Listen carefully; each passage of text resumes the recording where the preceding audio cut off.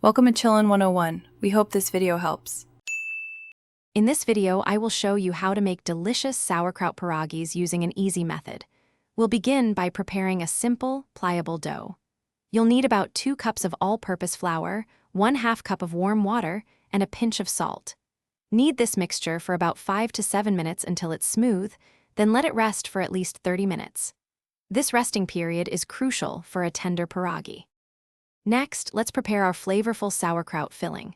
Take about 1 pound of sauerkraut, drain it well, and rinse it under cold water to lessen its strong flavor. Then, finely dice 1 medium onion and sauté it in a pan with a tablespoon of butter until it's beautifully translucent. Mix the prepared sauerkraut with the softened onions, adding salt and pepper to your liking. This creates a balanced and savory center for your pierogies. Now for the fun part. Assembling your pierogies, roll out your rested dough on a lightly floured surface until it's about 1/8 of an inch thick. Use a 2-inch cookie cutter or the rim of a glass to cut out perfect circles. Place about 1 teaspoon of your sauerkraut filling in the center of each circle.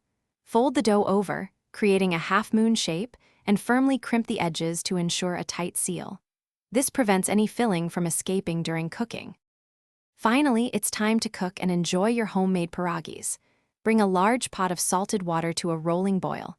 Carefully drop the pierogies into the boiling water, making sure not to overcrowd the pot. They will cook quickly, usually in about 2 to 3 minutes, floating to the surface when ready.